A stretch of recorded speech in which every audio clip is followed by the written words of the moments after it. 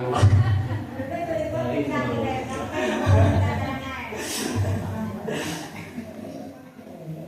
tadi moderator awak mengucapkan bismillah, lupa ya Pak, lupa itu bismillah. Kalau awak nak ngolo salah awak ulang balik bismillah.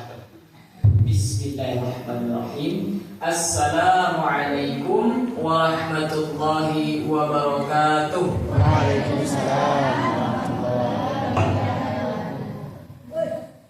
Anak rajo menampuk balam, balam ditangkap di dalam hutan. Awak dengar yang menjawab salam, nampaknya banyak yang malu makan. Oh Pak, lelah makan dalun kah? Alah kalun, kalunan alun asamu Pak. Kalunan Allah, alhamdulillah. Lain bisa fokus mendengar tazkirah, pembelajaran atau wirid yang akan awak sampaikan. Nah, baiklah, alhamdulillah wassalatu wassalamu ala rasulillah sayyidina wa maulana Muhammad ibni Abdillah wa ala alihi wa sahbihi wa man tabi'ahu wa mawala. Asyhadu an la ilaha illallah wahdahu la syarika lah wa asyhadu anna sayyidina Muhammadan abduhu wa rasuluhu la nabiyya ba'dah. Allahumma salli ala sayyidina Muhammadin nabiyil ummi wa ala alihi wa sahbihi wa barik wa sallim. Amma ba'd. Ibu-ibu dan bapak-bapak serta hadirin sekalian yang telah datang di dalam musola ini. Musola apa namanya Bu Pak? Baitul Rahim. Yo, Baitul Rahim. Nggak nampak rupanya tulisan berjalan di belakang. Baitul Rahim. Mudahan Bu, Pak, awak yang hadir malam ko nan gadang tidak bisa berikan galah, nan ketik tidak bisa berikan namo. InsyaAllah kita semuanya dimuliakan oleh Allah Subhanahu wa ta'ala. Amin, amin ya rabbal alamin. Ibu-ibu dan bapak-bapak yang dimuliakan oleh Allah Subhanahu wa ta'ala, sebelumnya Bu, Pak, awak ni bertanya, kayaknya ada ibu-ibu dan bapak-bapak wajahnya yang tak asing bagi awak. Itu je orang. Baik.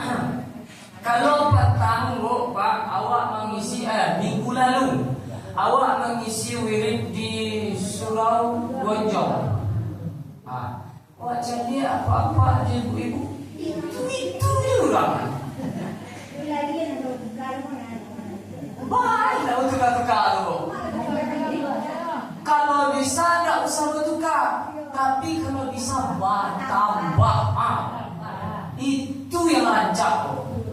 Rancak mana kalau mau itu Pak. Kalau lah awak ni menyampaikan tazkirah wirid malam Bu, kalau patang awak lah memperkenalkan diri. Kalau kini Bu, Pak, bisa request, haruskah saya yang di depan ini memperkenalkan diri saya kembali? Boleh Bu, Pak?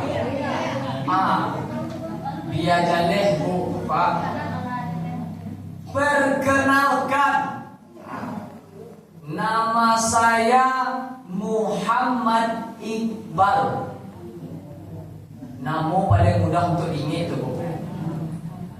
Ingat nama pertama, Muhammad yang terpuji. Itu arti Nabi Muhammad. Nama Nabi Muhammad itu yang dipuji. Amin ya Allah. Masya Allah. Terima kasih banyak. Kalaulah disabit nama yang kedua, Iqbal, itu dah pasaran. Pasaran. Sia aja yang mendengar nama Iqbal pasti kaini ya Bu. Alhamdulillah orang tua Bu, Pak, mengagih awak nama yang singkat tapi mudah diingat. Okey Bu bertiagam. Wakil Bupati agama ya Pak. Masya Allah. Mudah Pak doakan dulu Pak. Awak Pak mudah bisa menjadi wakil bupati. Kalau tidak wakil bupati, kalau bisa gubernur lah sekalian Pak. Itu kan orang yang melunjak anak. Allah didoakan wakil bupati, minta lo gubernur. Allah sudah itu minta lo presiden. Amin. Mudahan kawan-kawan awak yang dari KKN termasuk awak, mudahan kami sadonya Bu, kami berharap juga kepada ibu-ibu dan bapak-bapak, mudahan selalu mendoakan kami, mudahan kami menjadi orang-orang yang sukses. Amin. Nah, tadi ialah nama awak Muhammad Iqbal. Asal dari mana Iqbal? Asal awak Bu dari Provinsi Bengkulu, Kabupaten Muko-Muko, Kecamatan Airami. Oh ya, lumayan jauh. Untung tak berjalan kaki dari Bengkulu kemari. Kalau lah berjalan kaki dari Bengkulu kemari, entah antar Allah lawak kubuk Pak Allah kuri atau kuri lo kalau berjalan dari Bengkulu kemari. Awak disiko Bu Pak dalam rangka melaksanakan KKN. Kami mahasiswa berasal dari Universitas Syekh Muhammad Jamil Jamil Bukit Tinggi. Itu nama panjang UIN kami Bu Pak. Tapi ada orang yang agak payah menyebut nama UIN kami itu kalau panjang benar. Syekh Muhammad Jamil Jamil Bukit Tinggi. Awak ada Bu Pak baru masuk awak di UIN tu Bu Pak menyebut nama UIN Ode Made.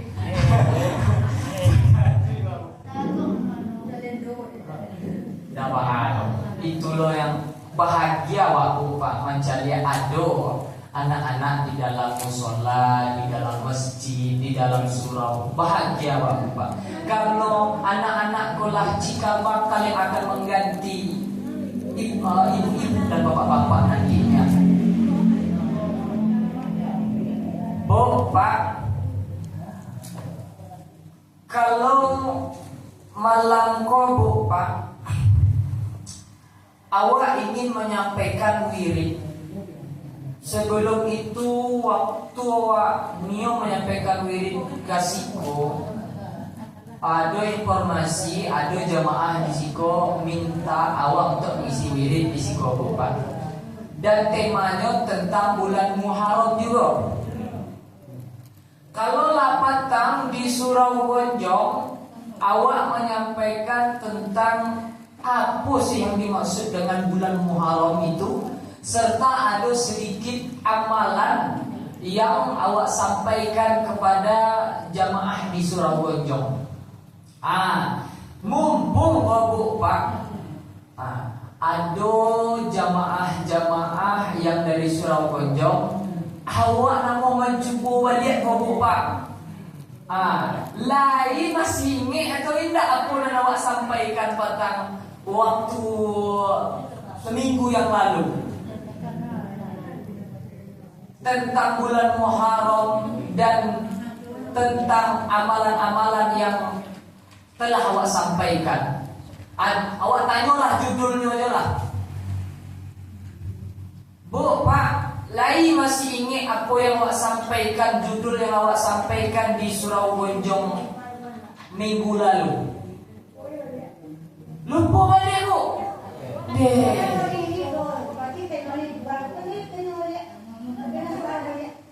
Itu raguan ya Bu.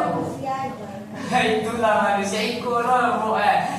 Kalau lawak mengatakan itulah manusia. Manusia itu tidak terhindar dari khilaf, salah, lupa dan dosa. Itu loh cara melawannya Bu. Kalau seandainya ada buat khilaf, ada buat salah, ada lupa, iya namanya manusia. Itu kunci itu. Iya namanya manusia yang tak sempurna. Kau sempurna Nabi Muhammad ya. Pandai lo orang zaman kini Bu. Kadang salah Nabi sengaja pun lagi kecil. Ia namanya manusia. Itu orang yang menyalahpahami agama itu Bu. Nah, ibu-ibu dan bapak-bapak yang dimuliakan oleh Allah Subhanahu wa taala. Jadi kalau di Surabaya menyampaikan tentang apa yang dimaksud dengan bulan Muharram dan serta ada 6 amalan untuk seorang anak terhadap orang tuanya. Maka pada malam saya ingin menyampaikan tentang sedikit peristiwa yang terjadi pada bulan Muharram ini, dan serta sedikit juga menjelaskan kembali apa yang dimaksud dengan bulan Muharram ini, Bu Pak. Sebelum itu, terutama dan paling utama, marilah kita bersyukur kepada Allah dengan mengucapkan Alhamdulillah. Wa ista'adzana rabbukum la in syakartum la azidannakum wa la in kafartum inna adzabi lasyadid. Bersyukur awak Pak tambah nikmat bagi awak. Tapi kalau awak kufur, maka azab Allah sangatlah pedih, sangatlah berat. Maka patutlah awak bersyukur. Wa in ta'uddu ni'matallahi la tuhsuha. Kalau kau hitung nikmat Allah, maka tidak sedikit pun nikmat itu akan terhitung, Bapak. Nikmat Allah itu seperti butiran debu, seperti butiran pasir di tengah gurun pasir yang amat luas. Bapak, lain bisa menghitung butiran pasir di pantai. Ini bisa, Bu? Mana tanda? Saketek-ketek itu pasir, kasihan nak kan bisa gitu. Begitulah perumpamaan nikmat dan rahmat Allah yang Allah berikan kepada kita. Alhamdulillah, ibu bapak-bapak sekalian, kita masih diberikan rahmat itu, rahmat kesehatan, rahmat kemampuan, rahmat banyak lagi rahmatnya. Tidak rahmat kurang sekolah deh, namun rahmat sekolah Pak Bu. Dah ada kan? Kalau seandainya tak singgung lo yang nama rahmat, mohon maaf. Jadi awak Ibu begitu banyak nikmat rahmat yang telah Allah berikan kepada awak, maka terutama awak nikmat istiqamah dalam iman dan Islam. Itu yang paling penting di dalam diri awak. Karena adanya nikmat istiqamah dalam iman dan Islam membuat hati kita semuanya tergerak untuk datang dan beribadah di dalam rumah Allah ini. Maka daripada itu, marilah kita bersyukur kepada Allah dengan mengucapkan Alhamdulillah. Bersyukur kepada Allah, Bu, bukan hanya dengan lisan. Bersyukur. Kita ini manusia telah diberikan begitu banyak nikmat rahmat, terkadang hanya mampu untuk bersyukur menggunakan lisan. Jadi syukur itu bukanlah hanya dengan lisan, tapi bisa dengan perbuatan. Contohnya Pak Abu, kalau lisan tadi Alhamdulillah. Kalau perbuatan Bu Pak, sehat badan, taluk bajalan, pai ke surau, pai ke masjid, datang sholat, atau lain punya kemampuan, harta berlebih, boleh sedikit diberikan untuk jalan Allah. Bu-ibu dan bapak-bapak yang dimuliakan oleh Allah Subhanahu wa taala, maka patutlah kita selalu bersyukur kepada Allah.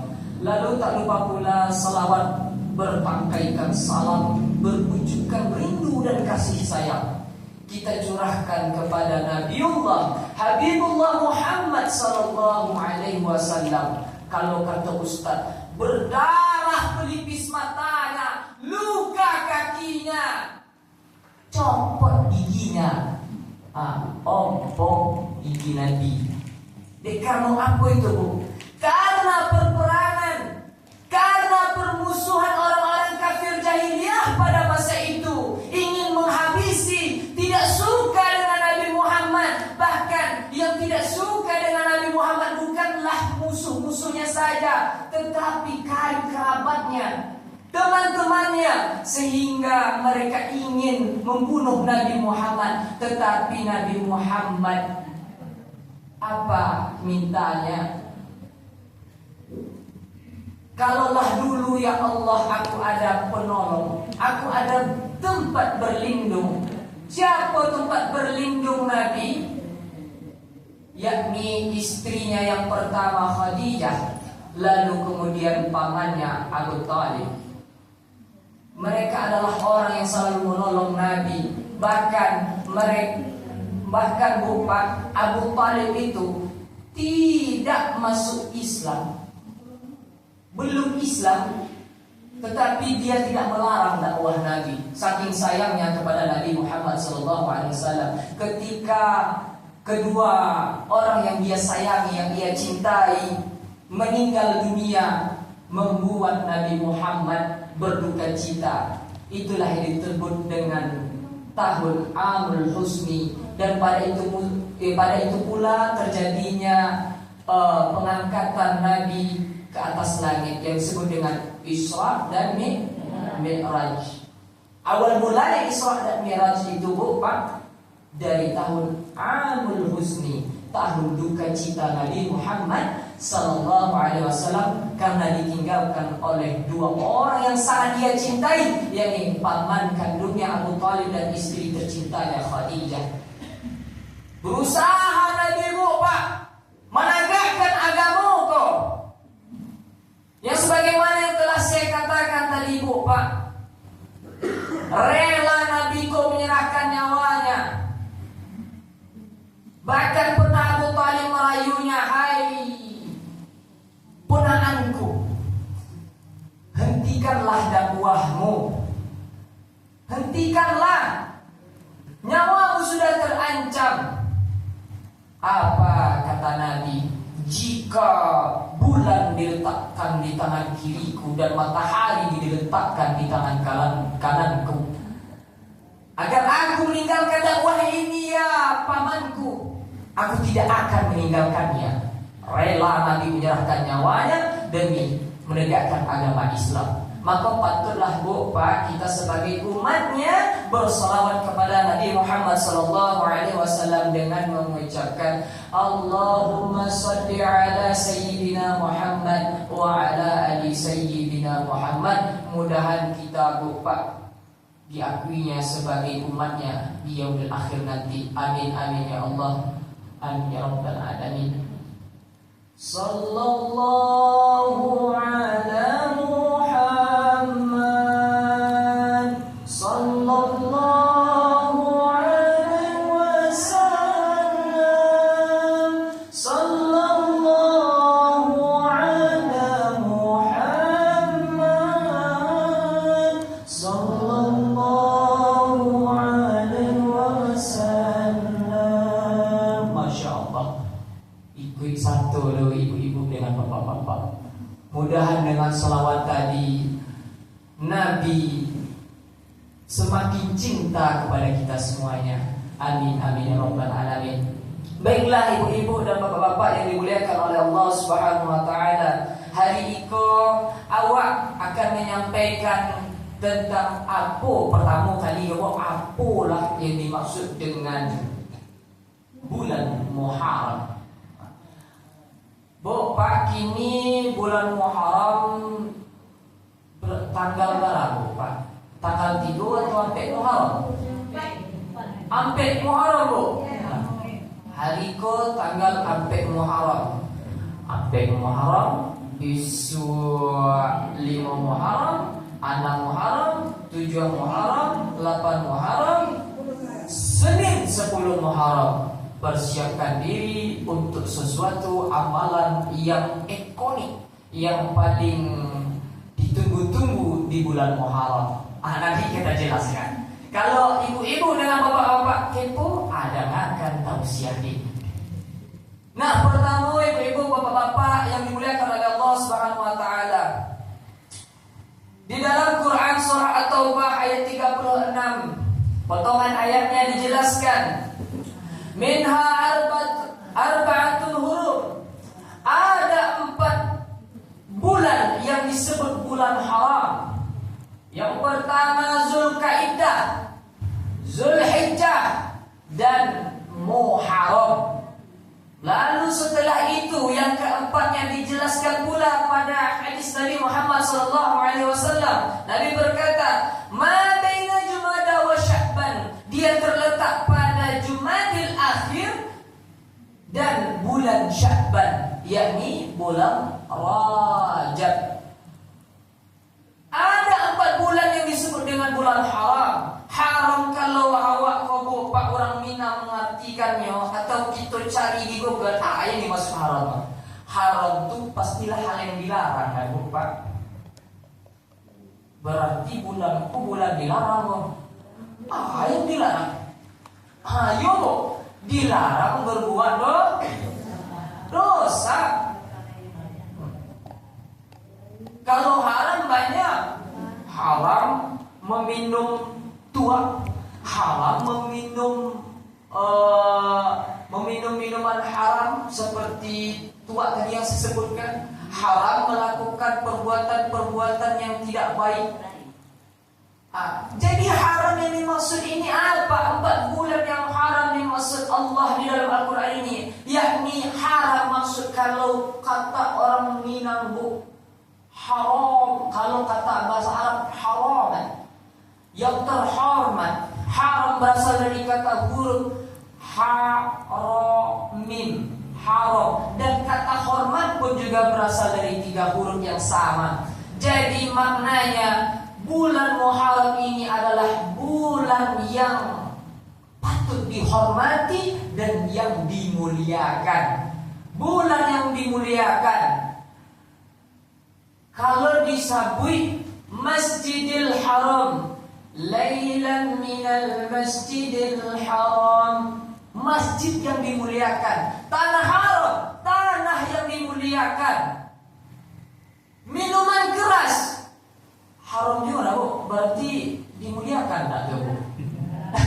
Enggak, tetapi apabila kita mengkonsumsi minuman keras, mengkonsumsi obat barang-barang terlarang, maka hilanglah kehormatan kemuliaan kita. Nah, maka itulah yang dimaksud dengan bulan Muharram. Bulan Muharram adalah bulan yang termasuk bulan yang dimuliakan oleh Allah Subhanahu wa taala. Ibu-ibu dan bapak-bapak yang dimuliakan oleh Allah Subhanahu wa taala, yang sebagaimana yang telah salah satu dari ibu kita mengatakan bahwa hari Senin kita akan memasuki tanggal 10 Muharram. 10 Muharram ada suatu amalan yang paling ikonik, yang paling banyak orang ketahui, yakni amalan berpuasa. Puasa apa tuh? Puasa Asyura. Puasa Asyura itu, Bu, Pak, ada sejarahnya. Ketika Nabi pergi ke Madinah, Nabi bertemu dengan orang Yahudi. Orang Yahudi itu ketika tanggal 10 Muharram mereka tidak makan dan tidak minum.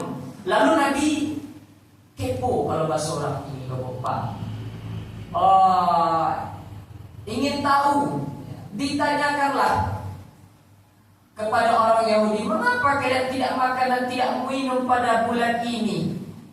Karena kami pada bulan ini berpuasa. Karena hari ini dan bulan ini adalah hari kemenangan Nabi Musa melawan Fir'aun. Itulah yang awak sampaikan di musola di Surau Gonjong pada malam minggu yang lalu. Nah, sejarahnya, Bu, Pak, Nabi Musa dulu menyelamatkan Bani Israel. Bani Israel itu adalah orang-orang Yahudi. Bani Israel yang kita kenal itu adalah orang-orang Yahudi. Nah, makanya mengenang atas jasa Nabi Musa, mereka melakukan puasa pada bulan Muharram itu. Tetapi apa kata Nabi? Nahnu ahaqqu bi Musa minhum. Kami lebih pantas terhadap Musa daripada mereka. Jadi awak yang umat Islam kok lebih pantas untuk melaksanakan bulan puasa di bulan Muharram kok daripada orang-orang Yahudi. Maka Nabi mengajarkan puasa pada bulan Muharram itu khaliful Yahud, membedakan dengan orang Yahudi. Kalau orang Yahudinya berpuasa pada 10 Muharram saja, Bu, Pak. Tapi kalau umat Islam pada bulan Muharram kok, Nabi menganjurkan berpuasa pada tanggal 9, 10, Sabaneh. Kalau nak di sana Iqbal 9, 10 Sabaneh, dialah 9, 10 anegona Pak. Kalau nak di Sayu ya 10. Tapi sama juga orang Yahudi kan. Tidak. Innamal a'malu binniyat. Niat kita berbeda dengan mereka.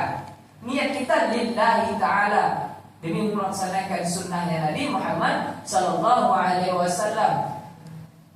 Kalau nak puasa, itu yang melunjak, itu namanya, Bu, Pak. Itu buat surat adik lagi kalau nak niat puasa bulan Muharram.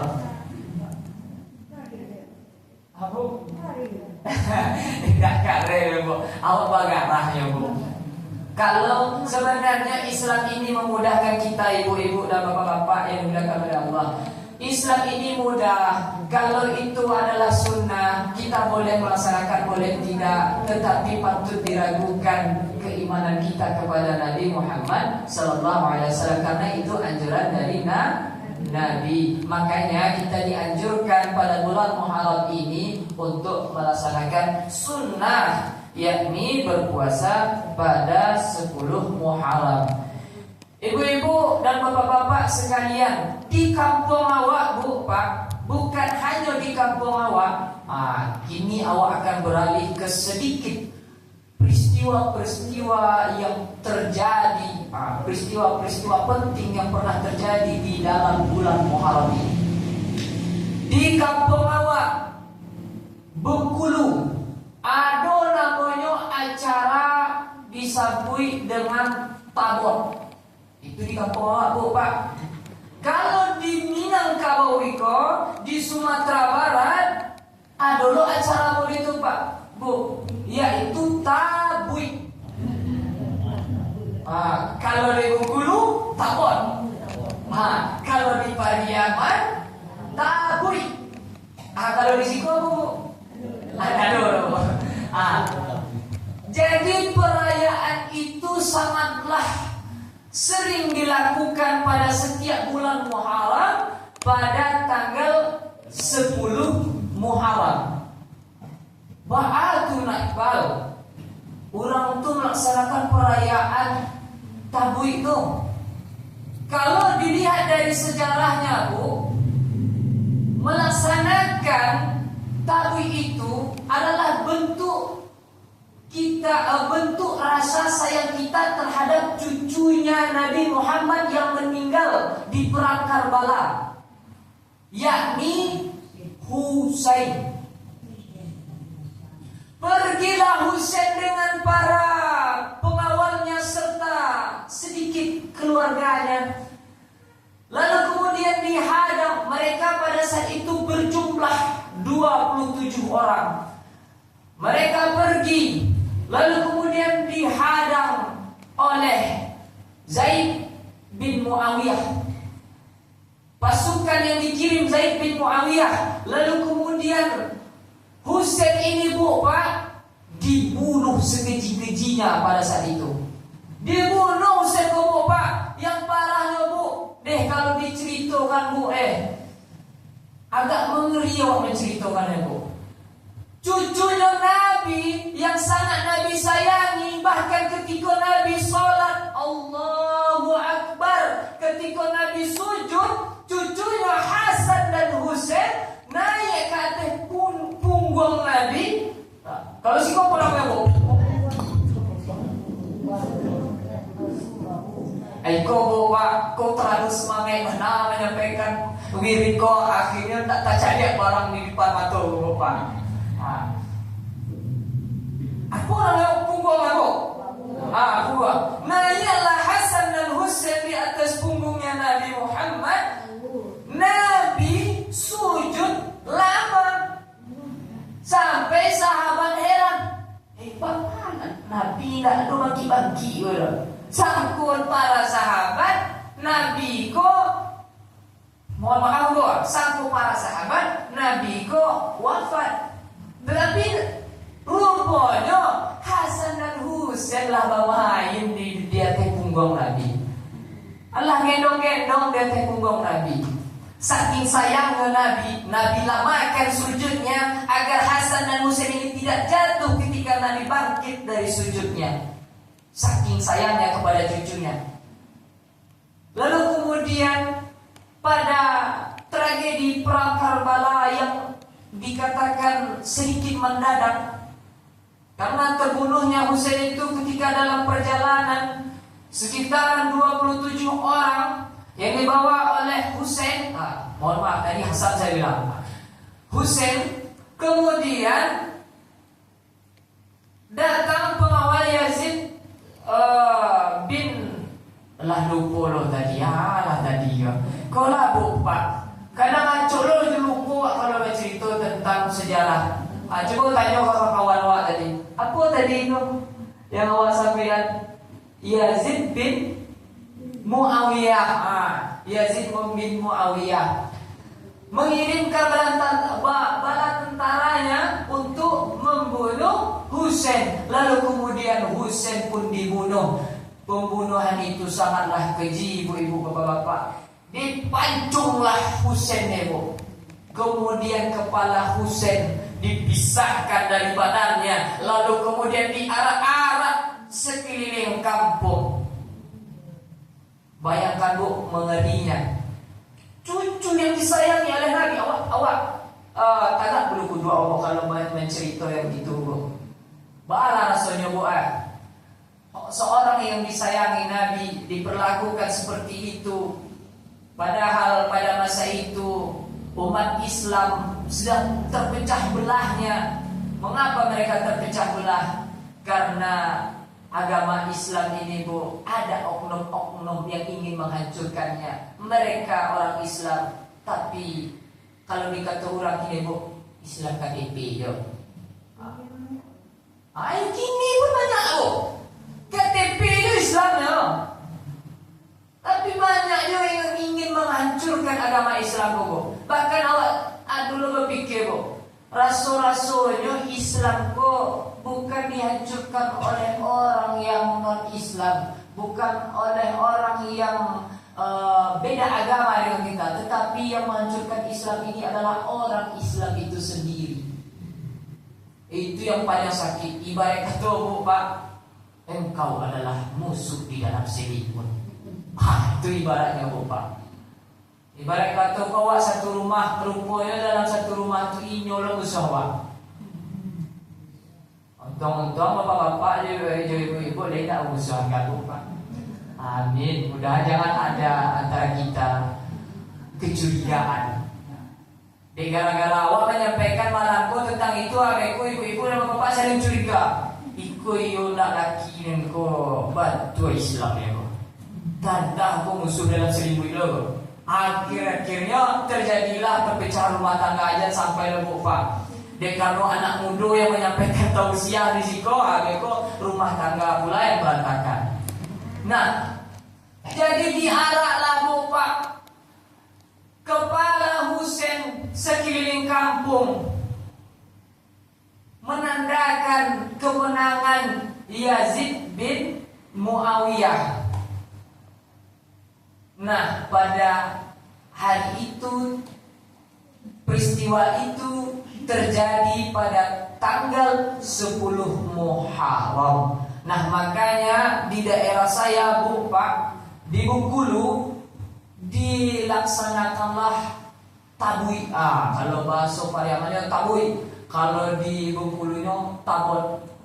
Cuman di penyelenggaraan tabot yang awak cari ya bu, dan ada kalau dari kawan-kawan di Bengkulu itu Allah mulai lo agak-agak mohon maaf ngecek ya bu, bukan memburukkan daerah sendiri, tapi sebagian dari ustadz-ustadz yang berkawan dengan awak gitu bu di Bengkulu sedikit ada melenceng gitu dengan ajaran-ajaran Islam. Boleh kita berduka cita atas meninggalnya cucunya Nabi yang sangat dia sayangi, tetapi jangan sampai kita merayakan sesuatu itu berlebihan sehingga membuat keluar dari syariat agama Islam. Bahkan itu bisa membawa ke perbuatan yang syirik. Maka waspadalah ibu-ibu dan bapak-bapak sekalian. Ibu-ibu dan bapak-bapak, makanya pada bulan Muharram pada tanggal 10 ini di Pariaman, di Bengkulu dilaksanakanlah tabon. Lalu kemudian di tanggal 10 Muharram itu tidak hanya peristiwa kematian Husain saja, Pak, tetapi ada peristiwa yang sebelum itu pernah terjadi, yakni apa itu, Bu? Terlalu karek mana, Bu? Ada peristiwa yang terjadi sebelum itu, yakni diterimanya taubat Nabi Adam. Sebelum itu, Bu, Pak, taubat sebelum Nabi Adam diturunkan di atas muka bumi, sebelum itu Nabi Adam itu berada di surga. Ibarat kata, Bu, Pak, kalaulah seandainya laki-laki ini tidak tertipu daya oleh wanita, oleh perkataan wanita, mungkin awak, Pak, kaum Adam masih di surga, Pak. Bu, ibu tahu nak, Bu? Wanita, Bu, ketika diciptakan dari tulang rusuk Adam, awal mulanya Nabi Adam itu iri melihat hewan-hewan di dalam surga itu berpasang-pasangan. Lalu ia minta kepada Allah untuk memberikan juga pasangan. Maka dibuatlah Hawa dari tulang rusuk Nabi Adam. Nah, sebelum itu Nabi Adam sangatlah patuh dan taat kepada perintah Allah. Hai Adam, jangan kau dekati buah kuldi itu. Kalau kau dekati, tanggung resiko. Awalnya Nabi Adam patuh, Bu, Pak. Tetapi adalah Hawa, dan Hawa kok berbeda kekuatan imannya dengan Nabi Adam. Kemudian datanglah iblis menjelma sebagai ular, merayu Hawa agar merayu pula Adam untuk memakan buah kuldi. Dirayulah Nabi Adam, Adam, dak ditang alah makan dun. Itu lama nampaknya buah kuldi itu. Belah makan. Awal lagi mencoba lama tu buah kuldi. Dek karena saking cintanya kepada Hawa, Bapak, akhirnya terbujuk rayu. Ikut rayuan Hawa, akhirnya makan pula buah kuldi itu. Akhirnya dicampakkanlah Nabi Adam dengan Hawa ke atas muka bumi, dan mereka terpisah sangat jauh. Lalu ketika kembali bertemu Adam dan Hawa, Adam meminta ampunan atas segala kesalahannya. Apa doa Nabi Adam? Rabbana zalamna anfusana wa illam taghfir lana wa tarhamna. Salah doa itu kaca astagfirullah. Rabbana zalamna anfusana wa illam taghfir lana wa tarhamna lanakunanna minal khasirin. Meminta Nabi Adam ampunan kepada Allah, dan pada tanggal 10 Muharram itulah Nabi Adam diterima taubatnya. Makanya di dalam Al-Quran, Bu, Pak, kau hati-hati dengan tipu daya wanita. Bahkan disabit dengan apa itu, Bu? Yang tipu daya wanita itu, Bu, sangatlah dahsyat. Wanita panjang payah untuk ditebak. Itu penting kok, Bu, Pak, terutama bagi bapak-bapak harus paham dan tahu, Bu, Pak, karakter dari ibu-ibu, kan ibu-ibu pola kaum Hawa. Ya walaupun awak kobo alun menikah, tetapi ketika awak pun sekolah di pondok pesantren, kami diajarkan tentang fikih wanita, tentang hukum-hukum fikih, hukum-hukum tentang pelaksanaan ibadah sehari-hari itu memang diajarkan. Tentang pernikahan pun kami diajarkan.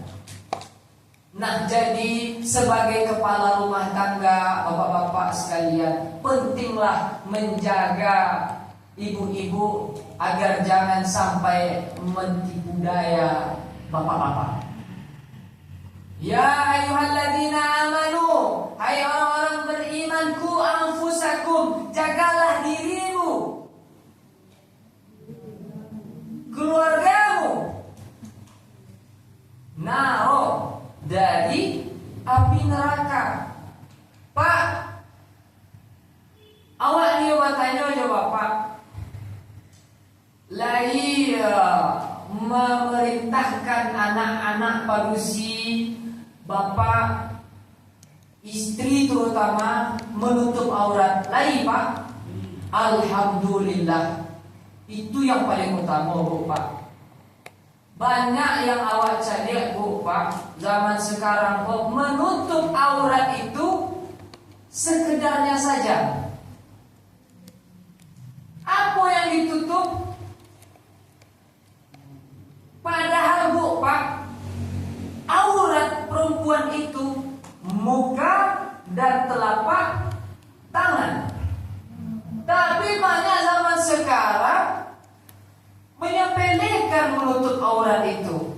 Banyak wajah bu, yang terutama yang bagi padusi-padusi.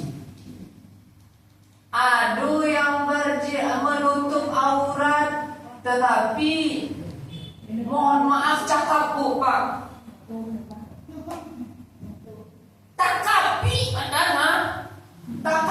negara baju dan samping. Kalaulah bisa mengecek bu, ada yang pakai padusi bu, pakai sarwa, apa namanya, lepis, legging bu. Kalaulah seandainya ibu pakai legging itu, kalau seandainya paha ini bisa berbicara, apa kata paha bu? Tolong,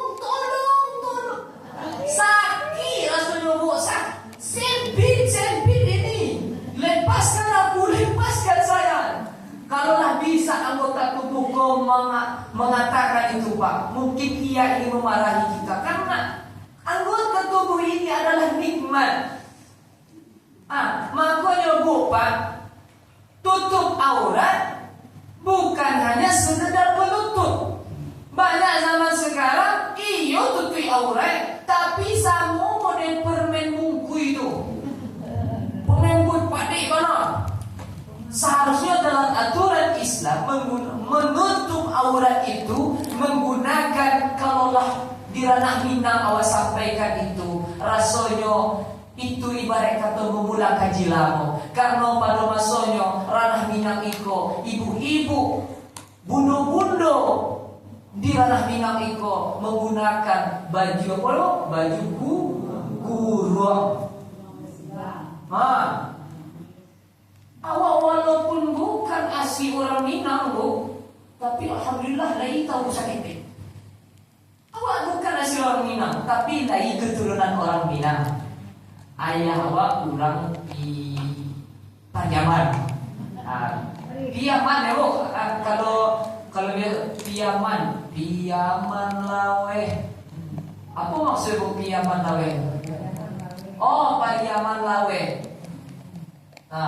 Sampai mana tadi bu pak? Lupa loh. Sudah. Ayo, pakai baju kurung. Jangan sampai, mudahan ibu-ibu semuanya tidak ada yang menggunakan baju itu sampi-sampi. Ada tuh yang paling keren bu, oke lah baju kurung. Tapi jilbab suratul maut. Apa kasih itu nakbal? Jilbab suratul maut tuh lilit sini, lilit situ. Kalau pakai karena kalau seandainya ada orang malinteh, karena orang tuh emosi orang tuh ditarik, surang dari situ, surang dari itu. Tak jaki lah gua pakai jilbab tuh asal simpel gitu bu.